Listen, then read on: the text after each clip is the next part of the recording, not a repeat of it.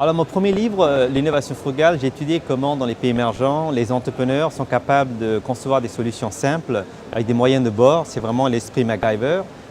Et plus récemment, j'ai créé un autre livre, cette fois-ci sur l'économie frugale. C'est montrer effectivement qu'en Occident, il y a ce qu'on appelle l'essor des circuits courts, l'autoconsommation en termes énergétiques, le fait que maintenant les ménages peuvent produire leur propre électricité, qui est le cas par exemple en Allemagne. Donc on voit effectivement qu'il y a une économie frugale qui est en train d'émaner, où l'offre et la demande commencent à se rapprocher. Et puis mon prochain livre, ce sera sur la société consciente, où effectivement je décris comment à travers le monde il y a une prise de conscience, où les gens essaient de réconcilier facteurs économiques, sociaux et écologiques pour bâtir une société qui soit à la fois inclusive et durable.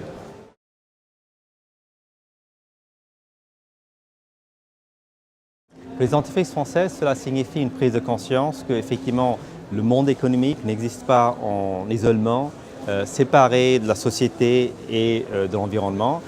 Au fait, la société et l'écologie représentent le socle sur lequel en fait reposent les sociétés. Et comme Paul Polman, le patron d'Unilever, disait, c'est que ce serait commettre un suicide pour un patron d'entreprise de délaisser le sort de la société et de la planète.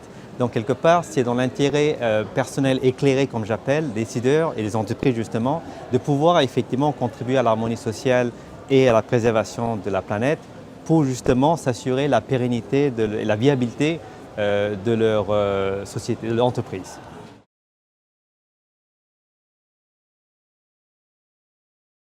Alors, en Occident, effectivement, on valorise beaucoup l'intelligence. En Occident, on a tendance à valoriser l'intelligence et on pense que le summum des qualités leadership, c'est l'intelligence.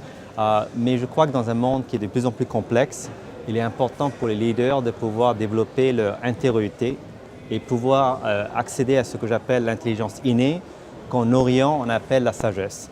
Alors, la sagesse, effectivement, consiste à avoir un état d'esprit qui voit les choses dans leur globalité, et non pas de façon fragmentée.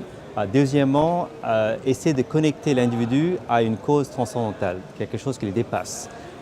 Et je crois que pour les leaders, c'est important effectivement d'avoir accès, tout d'abord cultiver cette sagesse pour pouvoir mieux répondre aux enjeux de demain qui consistent à réconcilier profitabilité, harmonie sociale et écologique. Et d'ailleurs, dans mon dernier livre, j'appelle ça « Donner du sens à l'intelligence », c'est pouvoir effectivement augmenter l'intelligence humaine pour pouvoir servir le bien commun.